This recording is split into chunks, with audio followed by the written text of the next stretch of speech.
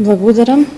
Ваше високопреосвештенство, почитувани гости, колеги, драги студенти. И јас ќе се обидам денешната конференцијска тема да ја осветлам од аспект на христијанската педагогија. Во нашето време, дигиталните технологии продираат во речиси секој аспект од животот, менувајќи го начинот на кој младите луѓе се гледаат себе си, како се поврзуваат со другите и како носат етички одлуки. Платформите на социјалните медиуми, дигиталните програми и апликации, како и константната виртуелна поврзаност создаваат нови можности за учење и поврзување, но исто така создаваат и дифузна морална средина во која традиционалните критериуми на доблест, самоконтрола, сочувство, честност, може да бидат замаглени од минливи трендови, анонимност и содржини водени од алгоритми. Оваа дигитална култура често им дава предност на моменталната реакција, сензационализмот и индивидуалното задоволство наспроти долготрајната рефлексија и општествената одговорност. Преоптоварувањето со информации и фрагментацијата на вниманието го потикнуваат оно што научниците го нарекуваат дигитален нихилизам, состојба во која младите се потешко ги распознаваат трајните вредности, среден неуморен поток од стимули.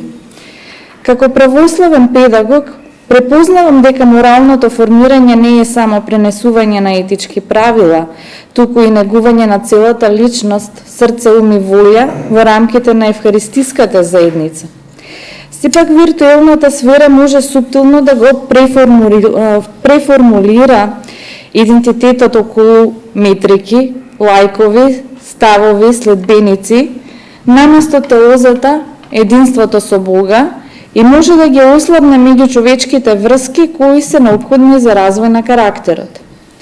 Така православната црква се соочува со итен предизвик, активно да влезе во дигиталната сфера, не само како платформа за пренос на информации, туку како важен едукативен и воспитан простор, каде што доблеста треба свесно и систематски да се негува и развива. Зошто православната црква треба да одговори на овој предизвик? Отсуството на црквата од онлайн моралниот дискурс отстапува простор на секуларни идеологии и комерцијални алгоритми. Мурзина предупредува дека без теолошки засновано присуство, младите се оставени на дигитален нихилизам, во кој етичките избори стануваат алгоритмски излези, а не свесни акти на волјата. Со преформулирање на секоја одлука како метрика управувана од кликови, дигиталните платформи потекнуваат само промоција наместо само жртва, минливо задоволство наместо трајно заедништво. Затоа, да се абдицира ова поле, значи да се толерира тивко предавање на младите души на силите што ја фрагментираат личноста и ја разводнуваат доблеста. Мисијата на црквата пак е да сведочи за автентична личност во Христа и ова сведоштво сега треба да се прошири во сајбер светот, за да го врати како простор на вистинска средба и морално учење. Односно, како што светот се менува, методот на поучување треба да се менува, но пораката останува иста. Во денешната дигитална ера, овој метод нужно вклучува активно учество на црквата во онлайн културата и за да ги заштити младите од духовна конфузија и да го понуди поучителното присуство на Евангелието. Во контекст на тоа, недомнешните случувања во православната црква даваат поучни примери за тоа како дигиталните медиуми може да се користат за робусно морално и духовно формирање, додека се одржува научна строгост. Следните иницијативи, документирани во академските истражувања, ги илустрираат и потенцијалот и методолошките размислувања на православната педагогија. Така, например, истражувачи во Екатеринбург развиле онлайн модул Основи на христијанската етика, кој ги спојувал патристичките учења со интерактивни студии на случаи од областа на киберетиката. Студентите решавале реални сценарии од социјалните мрежи, при што применувале христијански доблести, а резултатите покажале значително подобрување во нивното етичко расудување. Паралелно, Свердловската епархија покренала неделен и форум Младост и вера, кој преку видеоконференции ги поврзува свештенството, теолозите и адолесцентите. Разговорите преминувале од едноставни описи на искуства кон подлабоко етичко-теолошко аргументирање, при што младите се насочувале кон идентитет заснован на православни вредности, наместо на метриките од социјалните медиуми, создавајќи собствени наративи на дигиталните доблести. Преку систематска евалуација на ваквите програми, православните педагози имаат можност да ги усовршат дигиталните наставни програми, обезбедувајќи усогласеност и со духовните цели на црквата и со методолошките стандарди на образовните истражувања. Разбирајќи ја потребата за структурирана и теолошки заснована педагошка реакција на современата дигитална култура, во предложение предлагам конкретни стратешки модели кои ќе овозможат не само заштита, туку и активно формирање на вредносниот и добродетелен етос на младите.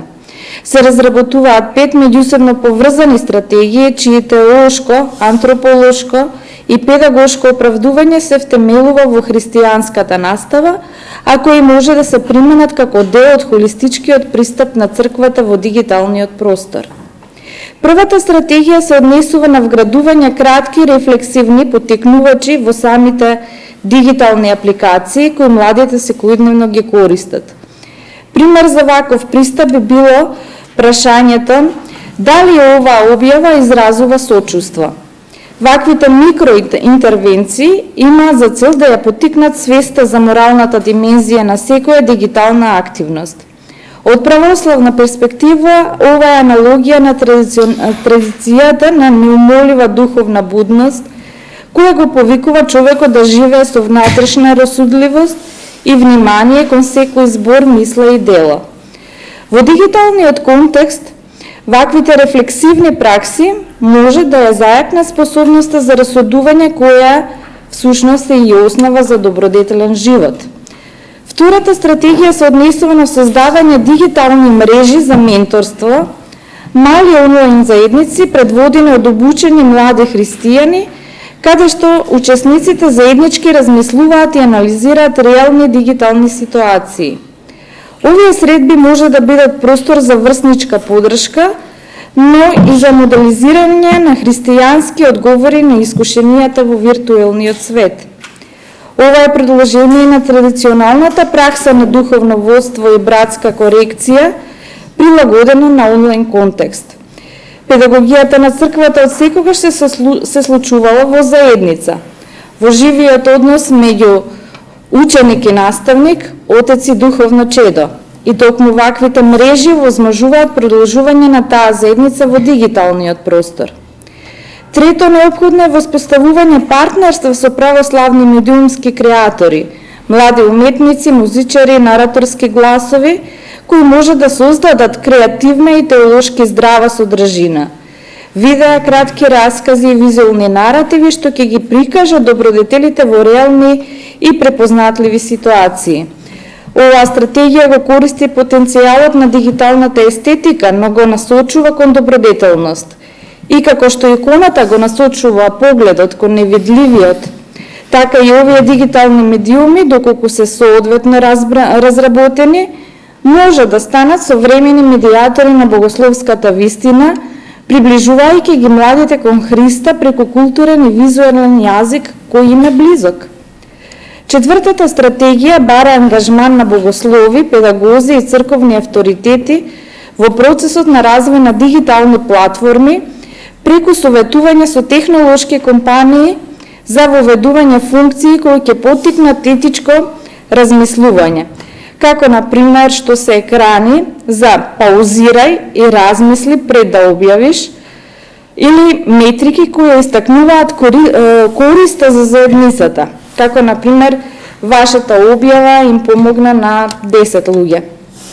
Оваа стратегија се втемелува во православната почит кон слободната волја и разумот, но и во аскетската традиција на самоконтрола, не како потиснување, туку како преобразување на желбите. Така технологијата не се поништува, туку се преобразува и вградува во подвижничкиот контекст на добродетелна слобода. И конечно, петата стратегија повикува на континуирано истражување, следење и адаптација на педагошките интервенции преку емпириски методи, анкети, фокус групи, анализа на дигиталното однесување, за да се идентификуваат најуспешните пристапи во оформување на добродетелта. Во духот на светотеинската литургиска динамика на црквата, која се храни со постојано расудување и обновување, и педагошкиот пристап треба да биде жив, адаптибилен и заснован на проверени плодови. Сите овие стратегии не се насочени кон површно морализирање на дигиталниот простор, туку кон негово преобразување, преку внатрешно преображение на личноста која, иако дигитално поврзана, останува икона Божја, повикана на обожение. Православната педагогија е реалистична, ја признава сложеноста на дигиталниот свет, но е и есхатолошка, верува дека дури и во него може да се оствари почеток на Царството Божјо преку добродетелен живот, христоцентрична комуникација и љубов како мерило на секое дело, и во офлайн и во онлайн светот. Благодарам.